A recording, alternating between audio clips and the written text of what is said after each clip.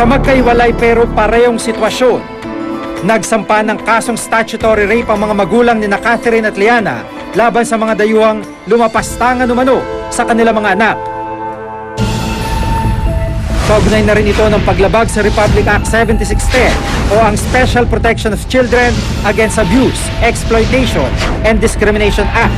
Nakasa dito na sino mang mapatunayang nagkasala ay papatawan ng habang buhay na pagkakabilanggo. Pero sa kasamang palad, nananatiling malaya ang mga taong gumawa umano ng kalayan kina Catherine at Liana. Sa kaso ni Catherine, nakabinbin pa rin sa piskalya ang kanyang kaso. Kaya hanggang ngayon, hindi pa rin nahuhuli ang sospek.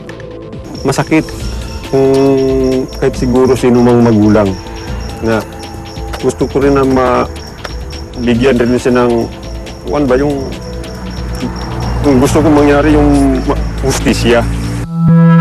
Sa kaso naman ni Liana, ibinaba na lamang ng piskal sa kasong sexual assault ang 2 counts ng statutory rape na nauna nilang isinampa dahil umano sa kawalan ng sapat na ebidensya.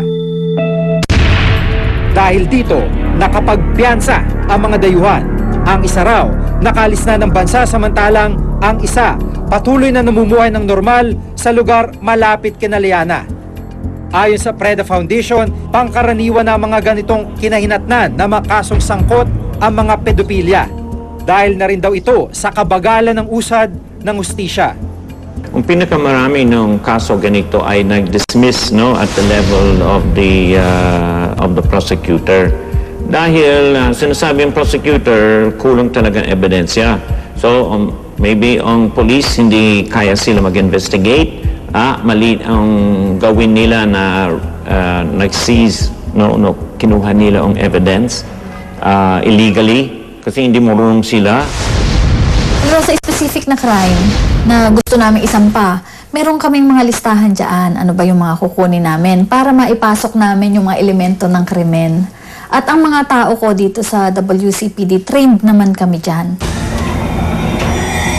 Sa pananaw naman ng Asia Against Child Trafficking o Asia Acts, malaking balakid rin daw ang pananaw ng ilan tungkol sa mga kasong ito. Dahil sa nahihiya yung pamilya, ayaw nilang aminin na ganito yung nangyari sa kanilang bata, yung kanilang mga anak, hindi na lang nila sasabihin o anuhin na lang nila, palalampasin na lang nila. Ayon sa Department of Social Welfare and Development o DSWD, nakapagtala lamang sila ng 59 na kaso ng mga batang inabuso ng pedopilya sa loob ng 5 taon. Pero sa tala naman ng PREDA Foundation, umabot na sa 100 kaso ng pedopilya na inilapit sa kanila sa parehong taon. Ang pinakamahirap dito sa sitwasyong ito, paano masupo yung problema, yung pagsusumbong ng mga pedophilia na biktima. Ibig sabihin ko, meron kang makikitang foreigner, Amerikano yan, European, Japanese, Korean, kasi hindi lang puti ang gumagawa nito, okay?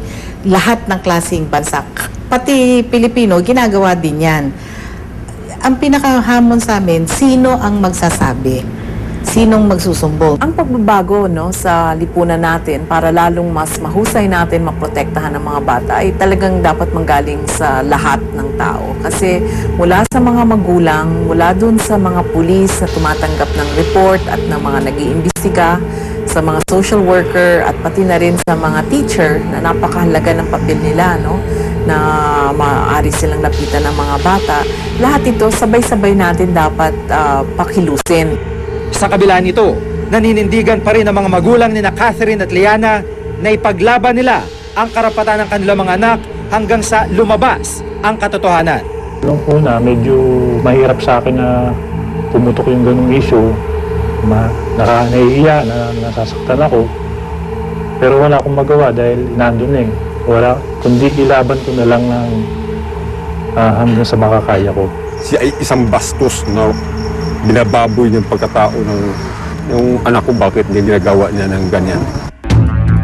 Nakakalungkot isipin na sa kanilang bubot na katawan at murang isipan, nadungisan na ang kanilang dangal at ninakaw na ang kanilang kamusmusan.